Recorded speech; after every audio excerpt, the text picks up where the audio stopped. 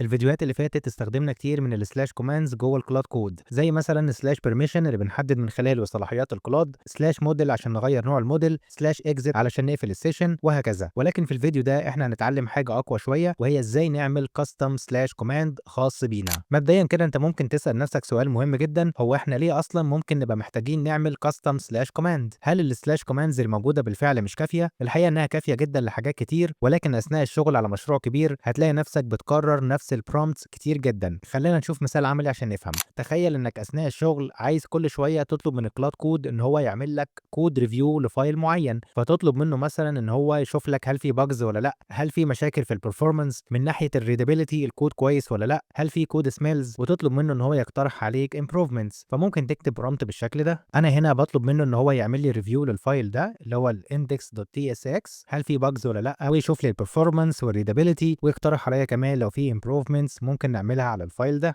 السؤال هنا، هل كل مره هتحتاج تعمل ريفيو لفايل جديد هتفضل تكتب نفس البرومبت ده من الاول؟ اكيد لا. احنا محتاجين طريقه نحفظ بيها البرومبت ده مره واحده ونرجع نستخدمه تاني في اي وقت بعد كده بسهوله. هو ده بالظبط اللي بيعمله الكاستم سلاش كوماندز. تعال نشوف نعمل الكلام ده ازاي. احنا جوه المشروع بتاعنا عندنا فولدر اسمه الدوت كلاد. الفولدر ده لو فاكر الفيديو اللي فات احنا عملناه واحنا شغالين على البرميشنز، ولكن طبعا لو الفولدر ده مش موجود فتقدر ببساطه تعمله بنفسك. جوه الفولدر ده هتعمل فولدر تاني هنسميه كوماندز بالشكل ده. جوه فولدر الكوماندز هنعمل فايل جديد، والفايل ده لازم يكون فايل مارك داون.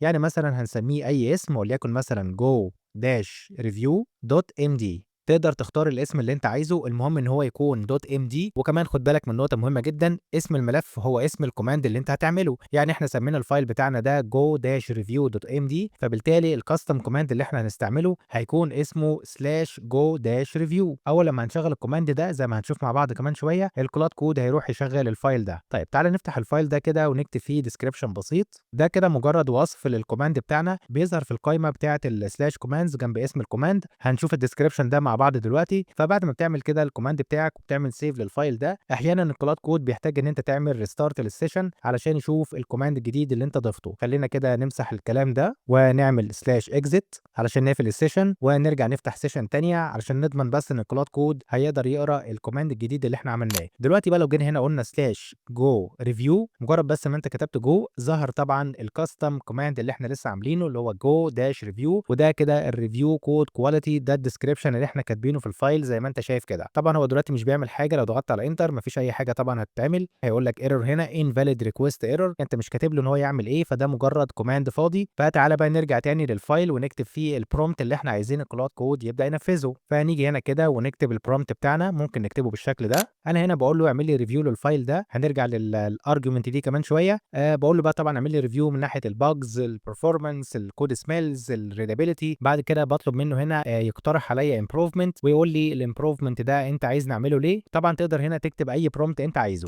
طيب بالنسبه لموضوع الارجيومنتس، الارجيومنت ده عباره عن بليس هولدر، يعني متغير الكلاد كود بيستبدله بالقيمه اللي انت هتكتبها بعد الكوماند. يعني وانت بتنادي على الكوماند بتاعك هتقول سلاش جو ريفيو، اي حاجه هتكتبها بعد الكوماند ده هتتكتب هنا مكان البليس هولدر ده. تعال نعمل سيف ونجرب عشان نفهم. انا دلوقتي مثلا هاجي هنا اقول سلاش جو ريفيو. ممكن بس الاول نحتاج ان احنا نقفل السيشن ونرجع نفتحها تاني، فهقفل السيشن وارجع افتح سيشن جديده. بعد كده ارجع هنا اقول جو داش ريفيو. بعد كده ممكن بقى هنا احدد اسم الفايل بتاعي، اقول مثلا index.tsx. كده اللي هيحصل ان الكلاد كود هياخد اسم الفايل ده يعمل له ريبليسمنت او يكتبه هنا كده مكان الارجيومنت. فبالتالي بالطريقه دي احنا ممكن هنا نحدد اي اسم فايل ونخلي الكلاد كود يعمل لنا ريفيو للفايل ده. تعال نجرب كده نضغط على انتر. بالفعل هيبدا دلوقتي يروح يقرا الفايل اللي هو index.tsx ويبدا ينفذ البرومبت ده زي ما احنا كاتبين كده. فهنستنى شويه كده لغايه ما يخلص الريفيو. زي ما انت شايف بدا يعمل بالفعل كود ريفيو للفايل ده، بيقول لك الباجز اللي ممكن تكون موجوده فيه، البرفورمانس ايشوز، الكود سميلز زي ما احنا حددنا بالظبط. وكمان هيبدا يقترح عليك اي امبروفمنت هو شايفها في الكود بتاعك، ويقول لك انا ليه بقترح عليك الكلام ده، وكل التفاصيل اللي انت طلبتها منه هيبدا ينفذها لك زي ما انت شايف.